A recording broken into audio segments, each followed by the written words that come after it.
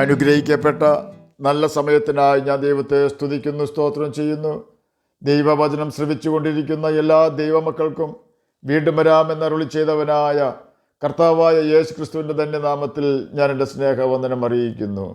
ഇന്നത്തെ അല്പസമയത്തെ ചിന്തയ്ക്കായി 89 സങ്കീർത്തനം 20-21 വാക്യങ്ങൾ നമുക്ക് വായിക്കാം. ഞാൻ എൻ്റെ ദാസനായ ദാവീദിനെ കണ്ടെത്തി എൻ്റെ വിശുദ്ധ തൈലം കൊണ്ട് അവന് അഭിഷേകം ചെയ്തു. എൻ്റെ കൈ അവനോട് കൂടെ സ്ഥിരമായിരിക്കും, എൻ്റെ ഭുജം അവനെ ബലപ്പെടുത്തും. അനുഗ്രഹിക്കപ്പെട്ട വേദവാക്യങ്ങളാണ് നാം കേട്ടത്. NIV ഇംഗ്ലീഷ് വേർഷനിൽ ഈ വാക്യങ്ങൾ എഴുതിയിരിക്കുന്നത് ഇപ്രകാരമാണ്: I have found David my servant, with my secret oil I have anointed him, my hand will sustain him, surely my arm will strengthen him. ദൈവത്തെ അന്വേഷിക്കുന്ന ബുദ്ധിമാനുണ്ടോ എന്ന് കാണുവാൻ ദൈവം സ്വർഗത്തിൽ നിന്ന് മനുഷ്യപുത്രന്മാരെ നോക്കുന്നു എന്ന് 53 സങ്കീർത്തനം 2 വാക്യത്തിൽ രേഖപ്പെടുത്തിയിരിക്കുന്നു. കാലാകാലങ്ങളിൽ ദൈവം ചില വ്യക്തികളെ തന്നെ അന്വേഷിക്കുന്ന ബുദ്ധിയുള്ള മനുഷ്യരെ കണ്ടെത്തിയിട്ടുണ്ട്. അതിൽ ചില വ്യക്തികളാണ് ഹാനോക്ക്, നോഹ, അബ്രഹാം എന്നീ വിശുദ്ധന്മാർ. ദൈവത്തോടുകൂടെ 300 വർഷം ഹാനോക്ക് നടന്നു, അഥവാ ദൈവത്തെ അനുസരിച്ചുകൊണ്ട് ഹാനോക്ക് 300 വർഷം ജീവിച്ചു എന്ന് ബൈബിളിൽ രേഖപ്പെടുത്തിയിരിക്കുന്നു. നോഹ അവൻ്റെ തലമുറയിൽ നിഷ്കളങ്കനായിരുന്നുവെന്ന് ബൈബിളിൽ രേഖപ്പെടുത്തിയിരിക്കുന്നു. അബ്രഹാം ദൈവത്തിൻ്റെ സ്നേഹിതനായിരുന്നുവെന്ന് ബൈബിളിൽ രേഖപ്പെടുത്തിയിട്ടുണ്ട്. ഇവർ ജീവിച്ചിരുന്നപ്പോൾ തന്നെ ദൈവത്തെ അനുസരിച്ചുകൊണ്ട് ദൈവത്തെ പ്രസാദിപ്പിച്ചു എന്ന സാക്ഷ്യം പ്രാപിച്ചവരാണ്. ഇവരെ ഭൂമിയിലുള്ള ആരെങ്കിലും വിശുദ്ധരായി പ്രഖ്യാപിച്ചതല്ല, പിന്നെയോ ദൈവം അവരെ തിരഞ്ഞെടുത്തതാണെന്ന് ദൈവം തന്നെ മോശയെ അറിയിച്ചപ്പോൾ മോശ ആ കാര്യം ഉൽപ്പത്തി പുസ്തകത്തിൽ രേഖപ്പെടുത്തി വെച്ചതാണ്. അതുപോലെ തന്നെയാണ് ദൈവം ദാവീദിനെ തിരഞ്ഞെടുത്തത്. യോഗ്യതകൾ ഉള്ള വ്യക്തികളെയാണ് സാധാരണയായി ദൈവം തിരഞ്ഞെടുക്കുന്നത്. മനുഷ്യൻ നോക്കുന്ന യോഗ്യതകളല്ല ദൈവം തിരഞ്ഞെടുക്കുന്ന വ്യക്തികളിൽ ദൈവം അന്വേഷിക്കുന്നത്. ദൈവത്തെ അന്വേഷിക്കുന്ന വ്യക്തിയാണോ എന്നതാണ് ദൈവം നോക്കുന്ന ഒന്നാമത്തെ യോഗ്യത. അങ്ങനെയുള്ള വ്യക്തികളെ ദൈവം ബുദ്ധിമാൻ എന്നാണ് വിളിക്കുന്നത്. പ്രപഞ്ചത്തിൽ ഒരേ ഒരു ദൈവം മാത്രമേ ഉള്ളൂ. ആ ദൈവത്തെ അന്വേഷിക്കേണ്ട ആവശ്യമുണ്ടോ? ദൈവത്തെ എങ്ങനെയാണ് അന്വേഷിക്കേണ്ടത്? കുറഞ്ഞ പക്ഷം ദൈവത്തിൻ്റെ യോഗ്യതകൾ എന്തെല്ലാമാകുന്നു എന്ന കാര്യം ദൈവത്തെ അന്വേഷിക്കുന്ന വ്യക്തികൾ അറിഞ്ഞിരിക്കണം. ഡ്യൂപ്ലിക്കേറ്റ് ദൈവങ്ങൾ ഇന്ന് അനേകർ ഉണ്ട് എന്ന് നാം മനസ്സിലാക്കണം. ഒറിജിനൽ 500 രൂപ നോട്ട് ഉള്ളത് കൊണ്ടാണ് ഡ്യൂപ്ലിക്കേറ്റ് 500 രൂപ നോട്ട് കള്ളന്മാർ ഉണ്ടാക്കുന്നത്. ഒറിജിനൽ 500 രൂപ നോട്ട് കണ്ടെത്തുവാൻ റിസർവ് ബാങ്ക് ചില അടയാളങ്ങൾ 500 രൂപ നോട്ടുകളിൽ വെച്ചിട്ടുണ്ട്. ഇത് നാം പഠിച്ചാൽ മാത്രമേ യഥാർത്ഥ 500 രൂപ നോട്ടുകൾ നമുക്ക് കണ്ടെത്തുവാൻ കഴിയുകയുള്ളൂ. ഭൂമിയിലുള്ള എല്ലാ ഡ്യൂപ്ലിക്കേറ്റ് 500 രൂപ നോട്ടുകളെക്കുറിച്ചും നാം പഠിക്കേണ്ട ആവശ്യമില്ല. അത് മണ്ടത്തരവും നമുക്ക് ക്ഷീണം വരുത്തുന്നതുമായ പ്രവൃത്തിയാണ്. ഒറിജിനൽ 500 രൂപ നോട്ട് എങ്ങനെ കണ്ടെത്താം, അഥവാ ഒറിജിനൽ 500 രൂപ നോട്ടിന് റിസർവ് ബാങ്ക് വെച്ചിട്ടുള്ള അടയാളങ്ങൾ നാം പരിശോധിച്ചാൽ ആ അടയാളങ്ങൾ ഉണ്ടോ എന്ന് നമ്മുടെ കൈവശം വന്നു ചേരുന്ന നോട്ടുകളിൽ പരിശോധിച്ചാൽ മാത്രം മതിയാകും. നാം വഞ്ചിക്കപ്പെടുകയില്ല. അതുപോലെ തന്നെ യഥാർത്ഥ ദൈവത്തിൻ്റെ സ്വഭാവം ബൈബിൾ വ്യക്തമായി പഠിപ്പിക്കുന്നുണ്ട്. ഞാൻ വിശുദ്ധൻ ആകയാൽ നിങ്ങളും വിശുദ്ധർ ആകണമെന്ന് യഥാർത്ഥ ദൈവം നമ്മോട് ആവശ്യപ്പെടുന്നു. ദൈവത്തെ അന്വേഷിക്കുന്ന വ്യക്തിക്ക് ഹൃദയശുദ്ധി ഉണ്ടായിരിക്കണം. എന്നാൽ മാത്രമേ ആ വ്യക്തി ദൈവത്തെ കണ്ടെത്തുകയുള്ളൂ.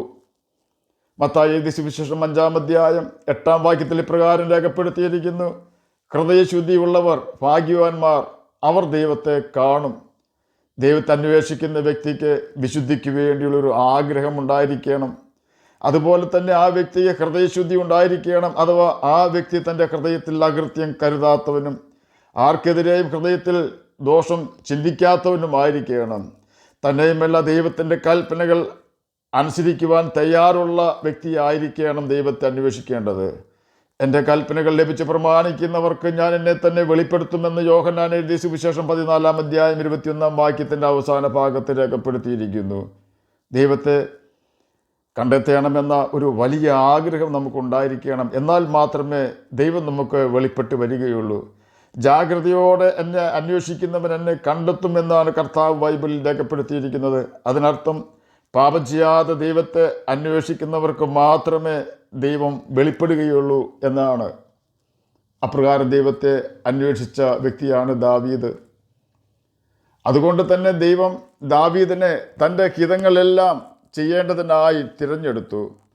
ദൈവം ഒരു വ്യക്തിയെ തിരഞ്ഞെടുക്കുന്നത് തൻ്റെ പ്ലാൻ ആൻഡ് പർപ്പസിന് വേണ്ടിയാണ്. ഞാൻ യിശ്ശായിയുടെ മകനായ ദാവീദിനെ എനിക്ക് ബോധിച്ച പുരുഷനായി കണ്ടു, അവൻ എൻ്റെ ഹിതമെല്ലാം ചെയ്യുമെന്ന് അവനെക്കുറിച്ച് സാക്ഷ്യം പറഞ്ഞുവെന്ന് അപ്പോസ്തല പ്രവൃത്തികൾ 13-ാം അധ്യായം 22-ാം വാക്യത്തിൻ്റെ അവസാന ഭാഗത്ത് രേഖപ്പെടുത്തിയിരിക്കുന്നു. ദൈവം സാക്ഷ്യം പറഞ്ഞതുപോലെ തന്നെ ദാവീദ് ദൈവത്തിൻ്റെ ഹിതമെല്ലാം ചെയ്തു എന്ന് അനേക സങ്കീർത്തനങ്ങളിൽ നമുക്ക് കാണുവാൻ കഴിയും. 18-ാം സങ്കീർത്തനം 21-ാം വാക്യത്തിൽ ദാവീദ് ദൈവത്തിൻ്റെ വഴികളെ പ്രമാണിച്ചു എന്ന് രേഖപ്പെടുത്തിയിരിക്കുന്നു. വഴി എന്നതുകൊണ്ട് ഉദ്ദേശിക്കുന്നത് ലൈഫ് സ്റ്റൈൽ എന്നാണ്. ദൈവം അംഗീകരിച്ച ജീവിത രീതിയായിരുന്നു ദാവീദ് അനുവർത്തിച്ചത്. ഓരോ രാജ്യത്തിനും അവരവരുടെ കസ്റ്റം അഥവാ ശീലം, ആചാരം ഉണ്ടായിരിക്കും. നാം ഏത് രാജ്യത്താണെങ്കിലും ബൈബിൾ നമുക്ക് അനുവദിച്ച് തന്നിരിക്കുന്ന ശീലം അഥവാ ആചാരം മാത്രമേ ജീവിതശൈലിയായി നമ്മുടെ ശീലം ആക്കാവൂ. മറിച്ചായാൽ നമുക്കും നമ്മുടെ തലമുറകൾക്കും പ്രതികൂലങ്ങൾ ഉണ്ടാകുവാൻ ഇടയായിത്തീരും.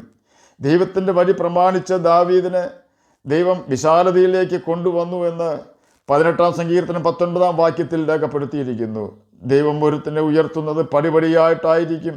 അങ്ങനെയുള്ളവർക്ക് സാത്താൻ്റെ കിണിയിൽ വീഴാതെ രക്ഷപ്പെടുവാൻ സാധിക്കും. മറിച്ചായാൽ നമുക്ക് അഹങ്കാരമുണ്ടാകുവാൻ സാത്താൻ ഇടവരുത്തും. ദാവീദ് ദൈവസന്നിധിയിൽ നിഷ്കളങ്കനായിരുന്നുവെന്ന് 18-ാം സങ്കീർത്തനം 23-ാം വാക്യത്തിൽ രേഖപ്പെടുത്തിയിരിക്കുന്നു. തന്നെയുമല്ല 101-ാം സങ്കീർത്തനം 2-ാം വാക്യത്തിൽ ഞാൻ നിഷ്കളങ്ക മാർഗത്തിൽ ശ്രദ്ധ വയ്ക്കും എന്നും ഞാൻ എൻ്റെ വീട്ടിൽ നിഷ്കളങ്ക ഹൃദയത്തോടെ പെരുമാറുമെന്നും ദാവീദ് രേഖപ്പെടുത്തിയിരിക്കുന്നു. ചുരുക്കി പറഞ്ഞാൽ ദൈവത്തിൻ്റെ മുമ്പിലും മനുഷ്യരുടെ മുമ്പിലും ഹൃദയത്തിൽ കാപട്യമില്ലാതെ, അശുദ്ധി ഹൃദയത്തിൽ സൂക്ഷിക്കാതെ വിശ്വസ്തയോടെ ജീവിക്കുന്നവനായിരുന്നു ദാവീദ്. അതുകൊണ്ടാണ് ദാവീദിനെ ദൈവം തിരഞ്ഞെടുത്തത്. നമ്മെയും യേശു തിരഞ്ഞെടുക്കുകയാണ്. നമ്മെയും യേശു തിരഞ്ഞെടുത്തിരിക്കുകയാണ്. നാം വിശ്വസ്തർ ആയതിനാലല്ല നമ്മെ യേശു തിരഞ്ഞെടുത്തത്. നാം പാപികളായിരുന്നപ്പോൾ തന്നെ തിരഞ്ഞെടുത്തു. എന്നാൽ നാം ഇനി വിശ്വസ്തർ ആയി തെളിയണം.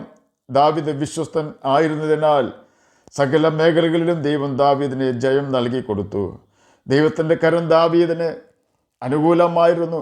അവൻ്റെ സ്വന്തം ഭവനത്തിലും രാജ്യത്തിലും ധാരാളം പ്രതിയോഗികൾ ഉണ്ടായിരുന്നു. അവൻ്റെ സ്വന്തം മകനായ അബ്ശലോം അവനെ കൊല്ലുവാൻ ശ്രമിച്ചു. അവൻ്റെ പ്രധാനമന്ത്രിയായിരുന്ന അഹീതോഫേൽ അവനെ കൊല്ലുവാനും ചതിക്കുവാനും ശ്രമിച്ചു. ബെന്യാമീനായ ശിമെയി അവനെ ശപിച്ചു. സിംഹവും കരടിയും അവനെ കൊല്ലുവാൻ ശ്രമിച്ചു. എങ്കിലും അവരൊന്നും ദാവീദിൻ്റെ മുമ്പിൽ പിടിച്ചു നിന്നില്ല. മല്ലനായ ഗോലിയാത്ത് ദാവീദിനെ കൊല്ലുവാൻ ശ്രമിച്ചു. എന്നാൽ ദാവീദ് അവനെ കൊന്ന് ഇസ്രയേൽ ജനതയെ രക്ഷിച്ചു. ശൗൽ രാജാവ് ദാവീദിനെ കൊല്ലുവാൻ ശ്രമിച്ചു. എന്നാൽ അവൻ ഗിൽബോവ പർവ്വതത്തിൽ അമാലേക്കിൻ്റെ കയ്യാൽ കൊല്ലപ്പെട്ടു. അനേകം ശത്രു രാജാക്കന്മാർ ദാവീദിനെ കൊല്ലുവാൻ ശ്രമിച്ചു. എന്നാൽ ആരെല്ലാം അവനെതിരെ പ്രവർത്തിച്ചുവോ അവരോട് ദൈവം തന്നെ ദാവീദിന് വേണ്ടി യുദ്ധം ചെയ്തു. ദാവീദ് എവിടെ പോയാലും യഹോവ അവനോട് കൂടെ പോകും. അതെ, ഹാനോക്കിൻ്റെ കൂടെ യഹോവ ഉണ്ടായിരുന്നതുപോലെ ദാവീദിൻ്റെ കൂടെ യഹോവ ഉണ്ടായിരുന്നതിനാൽ ദാവീദിന് വിജയം ഉറപ്പായിരുന്നു. എന്നെ കേൾക്കുന്ന പ്രിയ ദൈവമകനെ, ദൈവമകളെ, ജീവിത വിജയം നേടുവാനും മരണശേഷം നിത്യാഗ്നിയിൽ നിന്നും മോചനം പ്രാപിക്കുവാനും നാം തിരഞ്ഞെടുക്കേണ്ട നല്ല മാതൃകയാണ് ദാവീദിൻ്റേത്. ദൈവം പ്രസാദിക്കുന്നതും സാത്താൻ വിറയ്ക്കുന്നതുമായ ലൈഫ് സ്റ്റൈൽ അഥവാ ജീവിത രീതിയാണ് ബൈബിളിൽ കൂടി ദൈവം മനുഷ്യരായി നമുക്ക് തന്നിട്ടുള്ളത്. ബൈബിളിലെ നല്ല ശീലങ്ങൾ നാം നമ്മുടെ ശീലമാക്കി തീർക്കുമ്പോൾ പാപത്താൽ അന്ധകാരാവൃതമായ ഈ ഭൂമിയിൽ നാം മറ്റുള്ളവരുടെ മുമ്പിൽ ജ്യോതിഷികളെപ്പോലെ തിളങ്ങും എന്നതിന് യാതൊരു സംശയവുമില്ല. നാം ദൈവവചനം അനുസരിച്ചാൽ നമുക്ക് ലാഭമല്ലാതെ നഷ്ടം ഉണ്ടാവുകയില്ല. ദൈവവചനം അനുസരിക്കാതെ പാപം ചെയ്ത് ജീവിക്കുന്ന വ്യക്തികൾ തെറ്റായ മാർഗത്തിൽ കൂടി അനേകം കോടികൾ സമ്പാദിക്കുന്നുണ്ട്. ഓർക്കുക, അവർ അപ്രകാരം സമ്പാദിക്കുന്നതും ദൈവഭയത്തോടെ ജീവിച്ച് ദൈവം കാണിച്ചു തരുന്ന വഴിയിലൂടെ മാത്രം ജീവിച്ച് ദൈവം തരുന്ന നന്മകൾ മാത്രം കൈവശമാക്കി ജീവിക്കുന്ന വ്യക്തികൾ ശേഖരിച്ചു വയ്ക്കുന്ന സമ്പാദ്യവും അളന്നു നോക്കിയാൽ അളന്ന് കഴിയുമ്പോൾ രണ്ടു കൂട്ടർക്കും തുല്യമായിരിക്കും. അല്പം കുറയുന്നുണ്ടെങ്കിൽ അന്യായമായി പണം സമ്പാദിക്കുന്നവർക്ക് മാത്രമായിരിക്കും. ആകയാൽ ബൈബിളിൽ നാം അനുസരിക്കുവാനായി ദൈവം തൻ്റെ ദാസന്മാരിൽ കൂടി എഴുതി വെച്ചിട്ടുള്ള കൽപ്പനകൾ കൃത്യമായി ആചരിച്ചുകൊണ്ട് ഈ ഭൂമിയിൽ ജ്യോതിഷികളെ പോലെ തിളങ്ങുകയും മരണശേഷം നിത്യജീവൻ അവകാശികളായി തീരുകയും ചെയ്യാം. അതിന് കർത്താവ് നമ്മെ സഹായിക്കട്ടെ എന്ന് പ്രാർത്ഥിച്ചുകൊണ്ട് ഞാൻ എൻ്റെ വാക്കുകളിൽ നിന്ന് വിരമിക്കുന്നു. നമുക്ക് പ്രാർത്ഥിക്കാം. നിങ്ങളെ സ്നേഹിക്കുന്ന സ്വർഗീയ പിതാവേ, നല്ല വചനത്തിനായി അങ്ങയെ സ്തുതിക്കുന്നു, സ്തോത്രം ചെയ്യുന്നു. എന്നെ കേൾക്കുന്ന ഏതെങ്കിലും പ്രിയപ്പെട്ടവർ സമാധാനമില്ലാത്തവരായിരിക്കുന്നുവെങ്കിൽ അങ്ങ് അവർക്ക് സമാധാനം കൊടുത്ത് സഹായിക്കുകയാണമേ. പഠിക്കുന്ന കുഞ്ഞുങ്ങൾക്ക് പഠിക്കുവാനുള്ള ബുദ്ധിയും ജ്ഞാനവും ഓർമ്മശക്തിയും കൊടുക്കുകയാണമേ. സ്വന്തമായി വീടില്ലാത്തവർക്ക് വീടും സ്ഥലവും കൊടുത്ത് സഹായിക്കുകയാണമേ. രോഗത്താൽ ഭാരപ്പെടുന്നവർക്ക് രോഗസൗഖ്യം കൊടുക്കുകയാണമേ. പ്രാർത്ഥന കേട്ടതിനായി സ്തോത്രം. യേശുവിൻ്റെ നാമത്തിൽ തന്നെ ആമേൻ. കർത്താവ് എല്ലാവരെയും അനുഗ്രഹിക്കട്ടെ. സ്തോത്രം.